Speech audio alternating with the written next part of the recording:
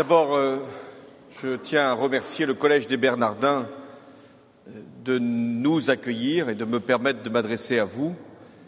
C'est la première fois que je le fais dans ce cadre-là, qui donne, c'est vrai, une certaine solennité, profondeur, spiritualité à l'intervention que je peux faire. Je veux d'abord saluer le président Jean-Claude Juncker, que je vois régulièrement, qui a le privilège, non pas de l'âge, car il est aussi jeune que moi, mais le privilège de l'ancienneté. Il tient toujours à rappeler dans les instances européennes qu'il est celui qui a sans doute siégé le plus longtemps, mais pas à la même place, puisque, ayant occupé pratiquement toutes les fonctions dans son propre pays, il est aujourd'hui président de la Commission européenne. Je veux lui dire toute mon amitié et toute ma reconnaissance pour l'action qu'il mène dans une période très difficile.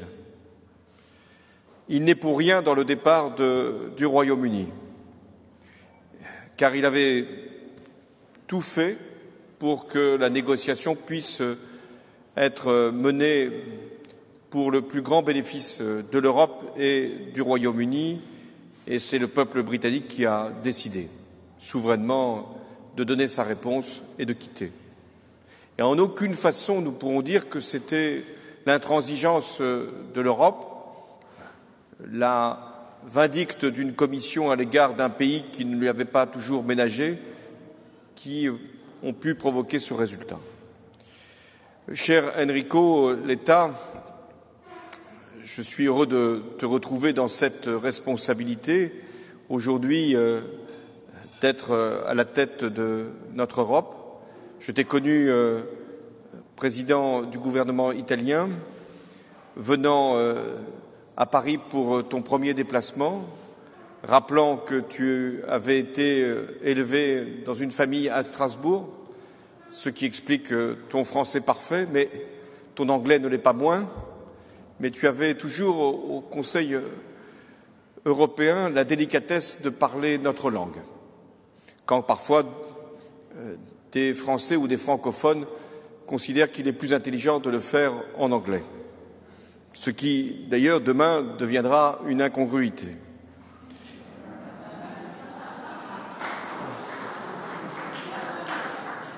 Donc moi, Président, toi, l'État, nous sommes ensemble ce soir. J'ai forcément une pensée pour Jacques Delors qui n'a pas pu être présent aujourd'hui parce qu'il a profondément marqué mon engagement politique, a contribué à faire que j'ai pu non seulement être un militant politique mais aussi un militant européen. Et nous sommes réunis ce soir pour à la fois nous rappeler ce qu'il a fait pour l'Europe et en même temps ce qu'il a voulu engager avec l'Institut, et ici plusieurs ont présidé à ses destinées. Notre Europe a en effet été créée une fois que Jacques Delors avait quitté la présidence de la Commission, c'est-à-dire un mandat de 10 ans qu'il avait consacré dans un temps qui n'était pas aussi facile qu'on le croit aujourd'hui, au renforcement de l'Union, à son intégration et aussi à son élargissement. Pendant toutes les années où il avait été président de la Commission, il avait donné du souffle, du dynamisme à cette institution. Il était également entouré de chefs d'État et de gouvernement qui voulaient l'accompagner, pas tous, mais la plupart étaient désireux de porter un projet européen dans un moment où l'Europe n'était pas encore confrontée à ce qui allait être son défi, la réunification, et où l'Europe pensait être un espace de prospérité, de démocratie. C'est grâce à Jacques Delors qu'il y a eu le marché unique, l'extension de la politique régionale, le lancement de l'Union économique et monétaire et une ambition portée pour l'Europe sociale.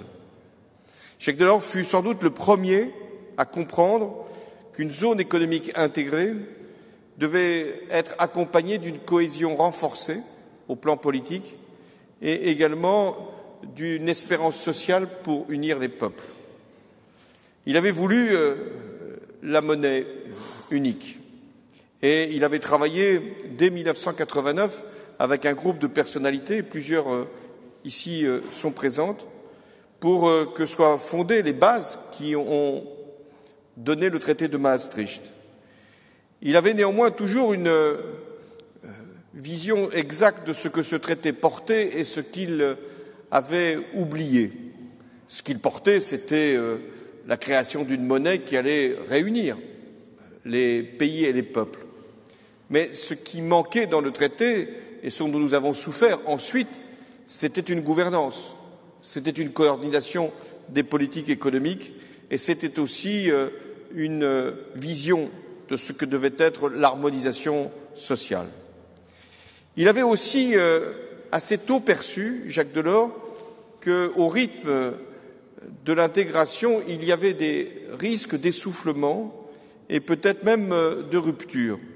Et c'est pourquoi il avait souhaité, entre 85 et 92, après qu'il y ait eu autant d'étapes franchies, que l'étape suivante puisse être plus ralentie, pour que les acquis de l'Europe puissent être préservés et renforcés. Durant tout son mandat, Jacques Delors avait eu la délicatesse et le soin de penser qu'il ne pouvait pas y avoir qu'une Europe des institutions et qu'il fallait aussi associer les acteurs économiques et sociaux. Et il réunissait parfois secrètement des dirigeants patronaux et des responsables syndicaux à Bruxelles pour évoquer ce que pouvaient être les nouvelles avancées de l'Europe sociale. Jacques Delors aussi avait voulu réunir des intellectuels, des grandes figures européennes, pour réfléchir à l'approfondissement de l'Europe. Il était conscient que l'influence culturelle, spirituelle, intellectuelle était déterminante pour faire comprendre aux Européens que ce qui les unissait, ce n'était pas seulement un marché, une monnaie, des échanges, mais des valeurs et des principes qui pouvaient non seulement les prémunir contre les risques de retour de conflits, mais aussi pour forger une identité européenne. Il sera le premier à comprendre que les organisations citoyennes avaient leur rôle à jouer en Europe. Et c'est ce qui a justifié la naissance de cet institut Notre Europe. Pendant 20 ans, les uns et les autres, vous avez travaillé pour que Jacques Delors puisse continuer à faire rayonner sa pensée, proposer des avancées. Et une d'entre elles s'est retrouvée dans le traité qui a changé nos institutions européennes avec une innovation démocratique qui faisait du président de la Commission le produit, au sens le meilleur du terme, du vote des Européens. Souvent, ce que l'on inscrit dans les traités ou ce que l'on met dans les institutions sont généralement sans avenir. On les met là pour qu'ils ne soient jamais utilisés. Et il s'est trouvé, après les élections européennes, les dernières, que le groupe politique qui avait fait le meilleur résultat, qui avait donc le plus grand nombre de parlementaires, revendique la présidence de la Commission. Ça ne contribuait pas nécessairement à créer un consensus au sein du Conseil européen. Et il a fallu que des socialistes ou des sociaux-démocrates, qui avaient pourtant perdu les élections, disent « mais non, nous acceptons ce principe ». Et Jean-Claude Juncker, qui avait été désigné par les partis, le Parti populaire européen, doit devenir le prochain président de la Commission. Et c'est ainsi, grâce à l'appui des socialistes et des sociaux-démocrates, que Jean-Claude Juncker est président de la Commission européenne. Mais il l'est aussi parce qu'il s'appuie sur une majorité large au Parlement européen et il était très important que cette union puisse être préservée et il veille à donner aux uns et aux autres des éléments pour continuer à porter le projet européen, même dans cette période si difficile. Jacques Delors aussi avait eu l'anticipation de penser que les questions environnementales, climatiques seraient déterminantes pour l'avenir de l'Europe. il avait pensé très tôt à la création d'une communauté européenne de l'énergie dont on voit tout le sens aujourd'hui. Et j'interviens ici devant vous au moment où l'accord sur le climat qui avait été signé à Paris va trouver enfin, d'ici la fin de l'année, son application et l'Europe a été, là encore, déterminante puisque le Parlement européen et les gouvernements ont décidé de rendre effective cette ratification commune au nom de l'Europe. Je veux aussi saluer les travaux de l'Institut parce que pendant des années, sous les différentes présidences qui ont été rappelées, de Pascal Lamy jusqu'à Enrico Letta, vous avez contribué à porter de nombreuses propositions sur l'espace Schengen et son renforcement. Nous aurions dû vous écouter plus tôt, sur la sécurité collective des Européens, sur la création d'un budget de la zone euro, auquel je pense aujourd'hui être le temps de le mettre en œuvre, ou sur un Erasmus pour les apprentis. Beaucoup de vos propositions ont été retenues avec souvent le temps nécessaire pour que les chefs de gouvernement s'en persuadent, mais ont été retenues par le Conseil européen ou par le Parlement européen. Jacques Delors disait souvent que l'Europe avait besoin de pompiers, de maçons, mais aussi d'architectes. Et il avait raison.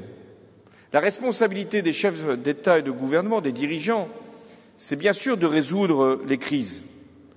Et si l'on y songe, l'Europe a toujours été en crise, a toujours vécu avec des crises, a toujours été soumise aux urgences.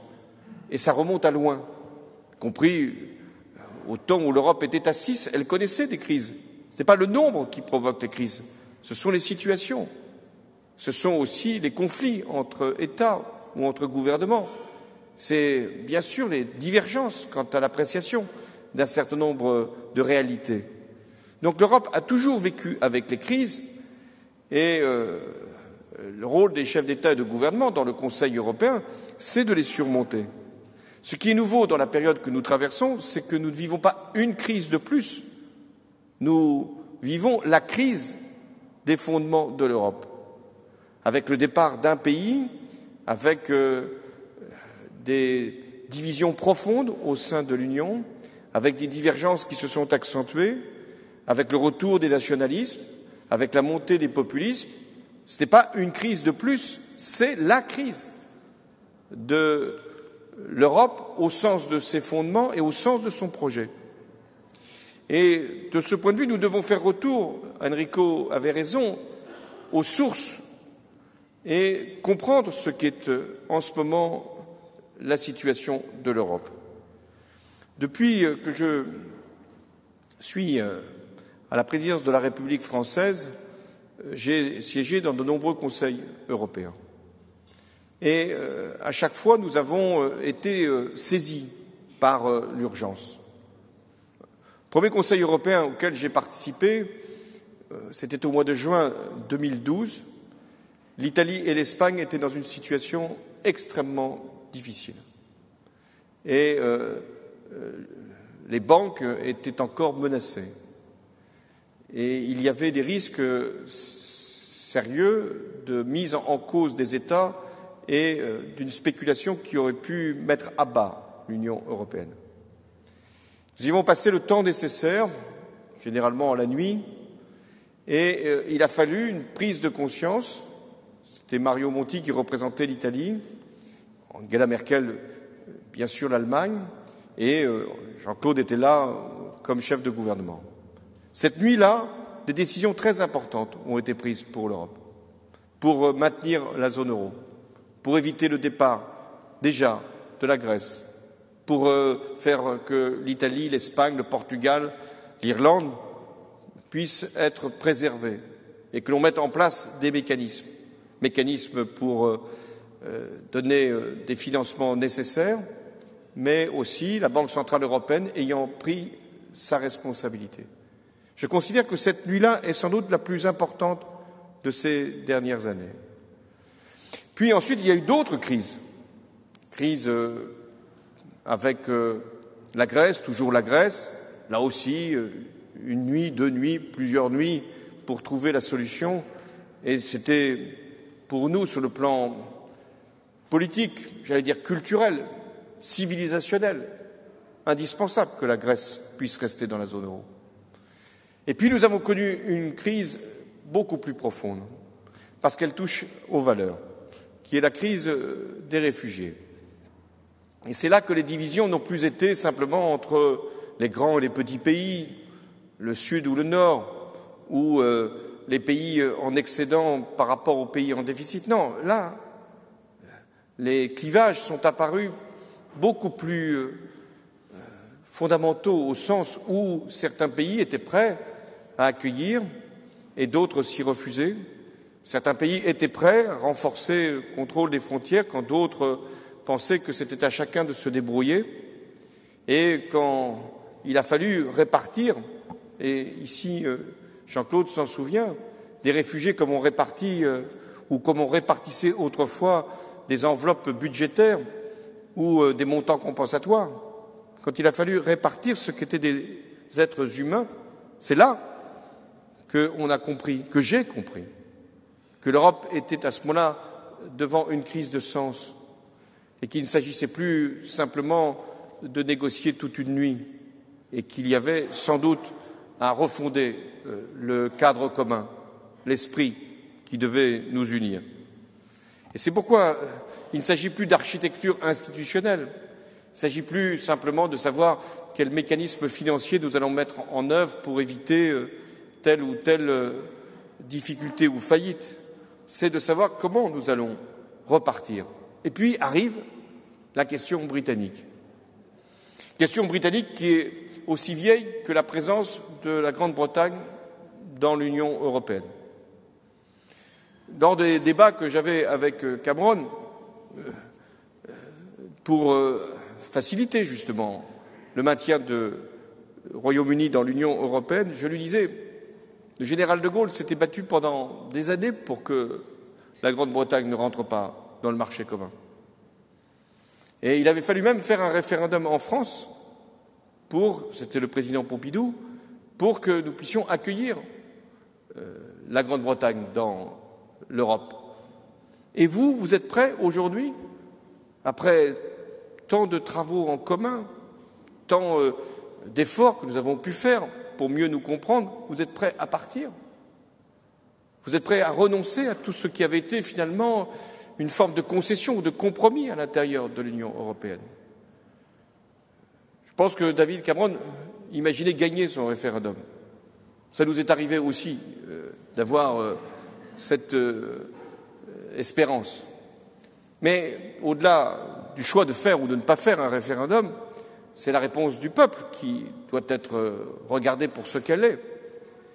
Sur quoi ça s'est joué au Royaume-Uni? Essentiellement sur l'immigration, pas sur la question de savoir si c'était bénéfique ou pas pour la Grande-Bretagne de rester dans l'Union. Et on voit bien que cette question de l'immigration, cette question de la vie en commun, cette question de l'acceptation de l'autre, en l'occurrence l'autre était européen, il était polonais, il était bulgare, il pouvait être hongrois, que l'acceptation de l'autre n'allait plus de soi. Donc nous sommes devant cette situation. Alors comment parvenir à la surmonter? À Bratislava, nous nous sommes réunis à 27 pour nous donner un agenda, nous fixer un horizon et nous mettre devant nos priorités. L'horizon a été de nous fixer comme rendez-vous mars prochain à Rome, puisque c'est le 60e anniversaire. L'agenda, c'est de pouvoir prendre étape par étape les questions qui sont les plus importantes. J'y reviendrai, la sécurité, la croissance et l'emploi, et tout ce qui contribue à nous faire vivre en commun, et notamment la culture, l'éducation, l'université, la jeunesse. Cette démarche, je crois, est la bonne. Elle n'a pas été facile. Elle ne rassemble pas forcément toutes nos espérances dans l'Europe, mais elle fixe bien la ligne que nous avons choisie. Comme souvent, nous y sommes parvenus à la fin. Certains imaginaient qu'il était possible de se séparer sans texte. Et puis, une fois qu'il y a un texte sur la table, le malheur arrive. Il faut le prendre tel qu'il est ou le changer. Après plusieurs heures de discussion, la sagesse commande de ne rien changer. Mieux vaut un texte que pas de texte. Mais ce texte-là, qui avait été préparé aussi, et je veux vraiment en exprimer toute ma reconnaissance, qui avait été préparé par Jean-Claude Juncker par le discours qu'il avait prononcé devant le Parlement européen, juste avant le sommet de Bratislava, c'est la feuille de route. Est-ce qu'elle nous prémunit? Est-ce qu'elle nous donne l'assurance que nous allons retrouver cet esprit commun? Est-ce qu'elle nous donne la garantie que nous allons pouvoir nous mettre au travail sur ce qui est essentiel pour les peuples? Ou est-ce que les forces centrifuges vont être plus grandes, les tentations nationalistes qui peuvent quelquefois s'exprimer dans un référendum? On en a eu une illustration l'autre dimanche, même si l'on peut se satisfaire que la participation n'ait pas été élevée. Mais quand on voit ceux qui ont participé, on peut s'inquiéter du résultat. Donc, est-ce que nous allons être plus forts que tous ceux qui ont un moment l'idée que l'Europe ne va plus de soi, ou plus exactement que l'on pourrait y rester, mais en venant tout simplement à la table pour aller chercher ce dont on a droit, et éviter d'ailleurs de contribuer en fonction des charges que nous pouvons estimer être celles de l'avenir. Pour ce qui me concerne, je pense qu'il faut être clair sur plusieurs sujets. Le premier, c'est la question de la souveraineté. Je suis profondément convaincu que les solutions aux épreuves, aux défis que l'Europe traverse, ne se trouveront pas dans le repli, dans la fermeture, dans les frontières nationales et dans le renoncement aux solutions collectives. Mais il serait aussi illusoire de penser que l'idée européenne puisse ignorer la légitimité des souverainetés nationales. Et c'est sans doute en ayant cette prétention que les tentations populistes se sont sans doute réveillées et engouffrées. Jacques Delors lui-même avait pourtant prévenu, avec cette formule qui a suscité beaucoup d'interrogations, parfois de commentaires acerbes, de fédération d'États-nations. Et il avait bien compris que c'était la formule pertinente qui respectait les États, et donc les nations, mais qui en même temps les amenait à travailler ensemble sur un certain nombre de projets en commun. D'où ce besoin d'unir les Européens, mais de respecter la cohésion des sociétés, de ne pas brusquer les peuples, de les faire converger vers un idéal commun sans pour autant qu'ils aient à renoncer à ce qui fait leur singularité. Et un pays comme la France, qui a participé pleinement à l'histoire et à la construction européenne, est un pays qui est attaché à ce que son exception, sa singularité, certains appellent cela l'identité, je ne suis pas sûr que ce soit la bonne formule, mais en tout cas à l'idée même de la France, que l'idée de la France puisse se retrouver dans l'Europe. Arrive la deuxième question, qui est la subsidiarité. Qu'est-ce que doit faire l'Europe? Qu'est-ce que doivent faire les États? Nous avons débattu, là aussi, à Bratislava, en considérant qu'il y avait plusieurs priorités qui pouvaient être portées par l'Europe mieux que les nations séparément ne pourraient le faire. Et c'est essentiellement dans trois domaines. D'abord, la protection des frontières. Nous avons des frontières extérieures. C'est notre responsabilité de les garantir. Et si nous ne le faisons pas, des pays voudront revenir à leurs frontières nationales. Donc notre bien commun, c'est la frontière extérieure. Et pour qu'elle puisse être respectée, nous devons avoir des moyens qui doivent être dédiés à cette obligation. C'est les gardes-côtes qui viennent d'être renforcés, les gardes-frontières. Notre sécurité, c'est aussi de faire en sorte que ceux qui viennent jusqu'à nous puissent être enregistrés et que les réfugiés puissent être dirigés là où ils sont attendus, parce que c'est le droit d'asile, mais en revanche, que les migrants puissent être ramenés, réinstallés dans leur pays d'origine, parce qu'ils ne peuvent pas faire valoir de droit à venir sur le territoire européen. S'il n'y a pas de règles, il n'y a pas de respect, et s'il n'y a plus de cohésion entre pays européens, il n'y a plus d'Europe. Et donc la première priorité, et qui relève de la responsabilité européenne, c'est de protéger les frontières et de protéger aussi des droits, et notamment le droit d'asile. La sécurité est devenue aussi un bien commun européen. La France s'est longtemps enorgueillie d'avoir une défense qui lui permettait de projeter des forces à l'extérieur, d'assurer son indépendance par la dissuasion nucléaire et d'être sans doute le pays qui avait l'autonomie stratégique en Europe. Ce qui nous a permis de réaliser un certain nombre d'opérations et de le faire même au nom de l'Europe, encore récemment pour l'Afrique.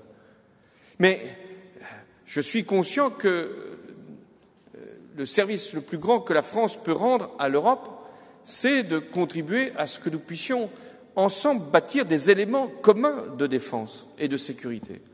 L'Allemagne a évolué sur cette question et c'est très important qu'elle ait pu le faire. Et ce n'est pas parce que les Britanniques ont décidé de sortir qu'ils ne doivent pas être associés à ce processus.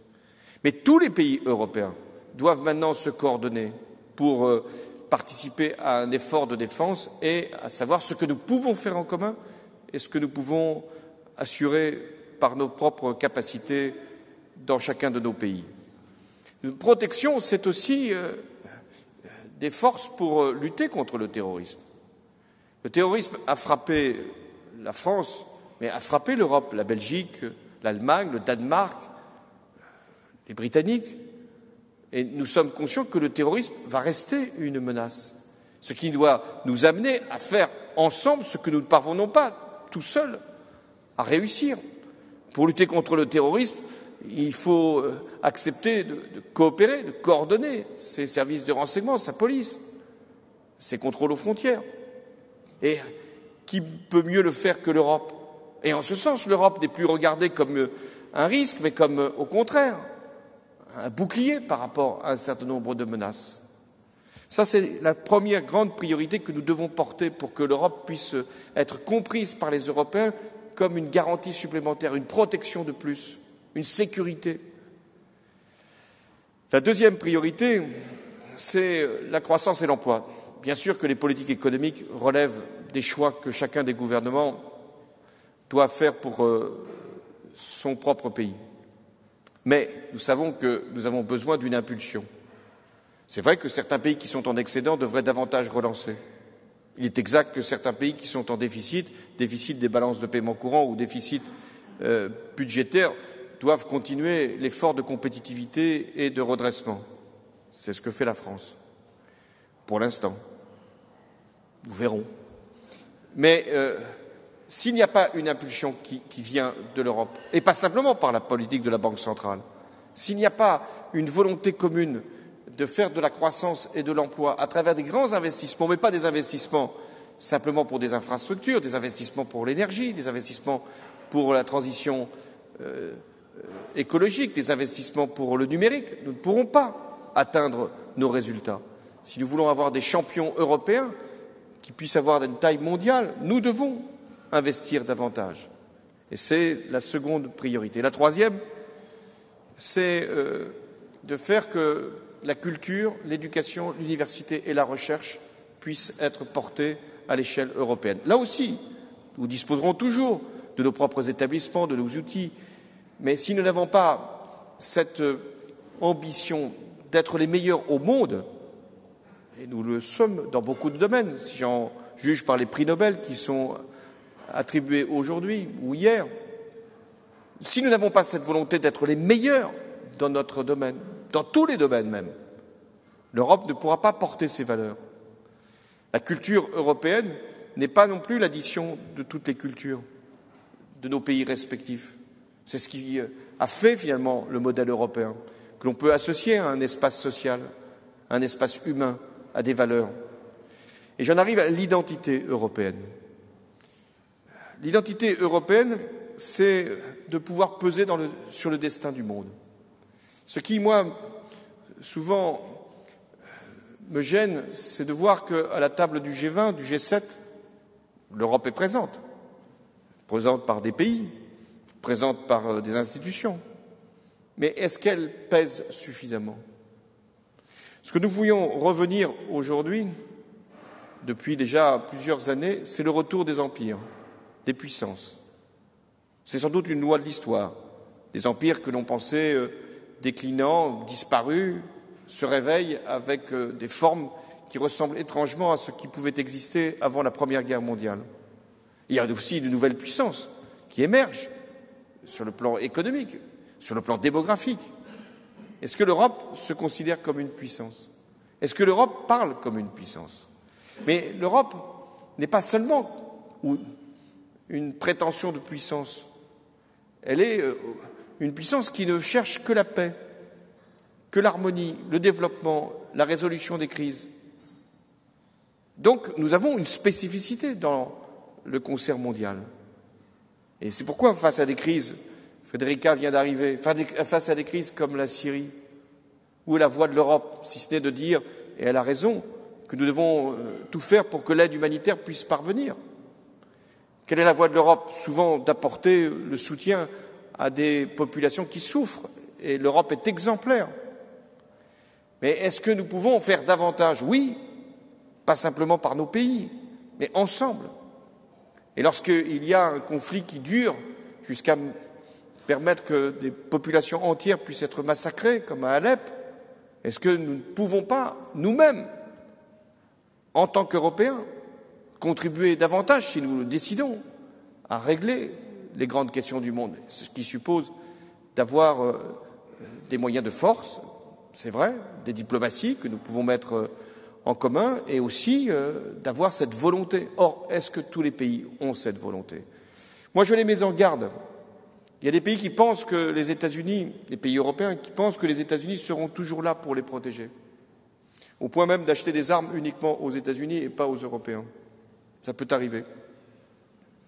Il y a des pays qui pensent qu'il y aura toujours une couverture qui viendra les mettre à l'abri de toutes les influences.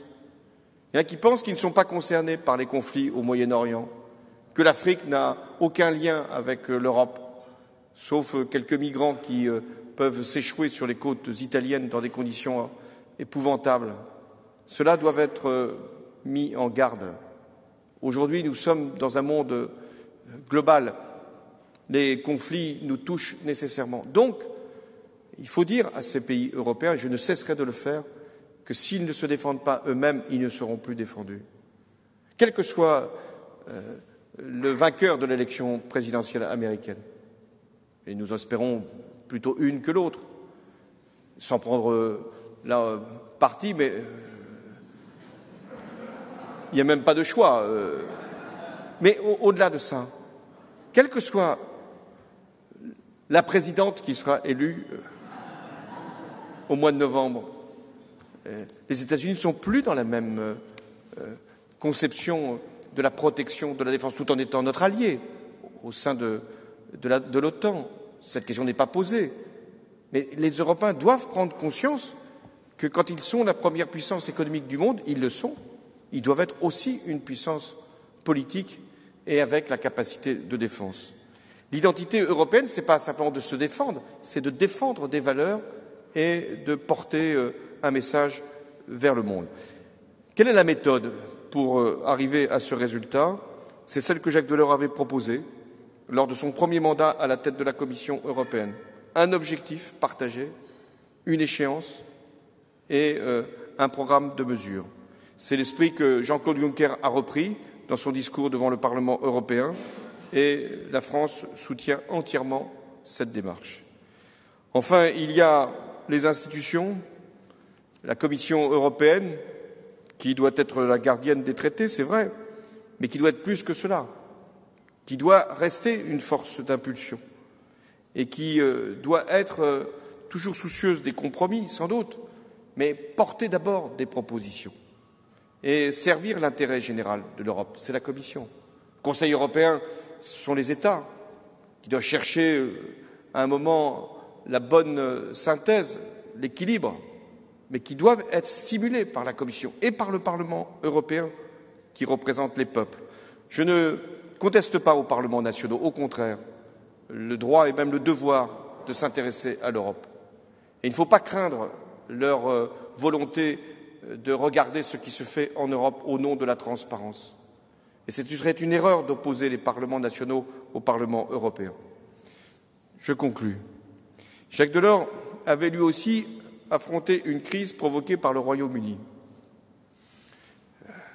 À cette époque, Madame Thatcher, dont je vois que certains maintenant ont repris le programme économique, j'entends, à cette époque, Madame Thatcher voulait rester en Europe, mais recevoir un chèque en retour. Aujourd'hui, la Grande-Bretagne veut partir, mais ne voudrait rien payer. Ce n'est pas possible. J'ai beaucoup d'amitié pour le Royaume-Uni et je sais ce que les Britanniques ont été capables de faire dans des moments tragiques de l'histoire de la France et de l'Europe. Nous sommes liés aussi par la proximité géographique, mais par tant de liens économiques, culturels et par la population. Mais en même temps, ce n'est pas servir l'intérêt de l'Europe, ni même l'intérêt du Royaume-Uni, que de rester dans l'ambiguïté. Le Royaume-Uni a décidé de faire un Brexit, je crois même un Brexit dur. Eh bien, il faut aller jusqu'au bout de la volonté des Britanniques de sortir de l'Union européenne. Et nous devons avoir cette fermeté. Si nous ne l'avons pas, nous mettrons en cause les principes mêmes de l'Union européenne. C'est-à-dire, il viendra à l'esprit d'autres pays ou d'autres partis de vouloir sortir de l'Union européenne pour en avoir des avantages supposés et aucun inconvénient et aucune règle. La fermeté, c'est en fait l'assurance que l'Europe pourra préserver ses principes et notamment les 4 libertés, la liberté de circulation. Il faut qu'il y ait une menace, il faut qu'il y ait un risque, il faut qu'il y ait un prix. Sinon, nous serons dans une négociation, je sais que Michel Barnier y travaille, dans une négociation qui ne pourra pas bien se terminer et qui, forcément, aura des conséquences économiques et humaines. Donc, pour toutes ces raisons, ce que la France va faire, bien sûr en lien avec nos partenaires et en laissant la Commission faire ce travail de négociation, c'est défendre une conception de l'Europe. Et cette Europe, c'est une Europe qui n'est pas simplement la défense d'un marché ou de places financières. Ce n'est pas simplement de vouloir plus d'investissements ici qu'il y en aurait ailleurs. L'Europe, ce sont des frontières, ce sont des protections d'un modèle, d'une culture, des valeurs qui méritent d'être défendues âprement, d'être promues dignement et partout. Et c'est pourquoi cette Europe doit être défendue, parce que, comme Jacques Delors l'avait dit, c'est notre Europe.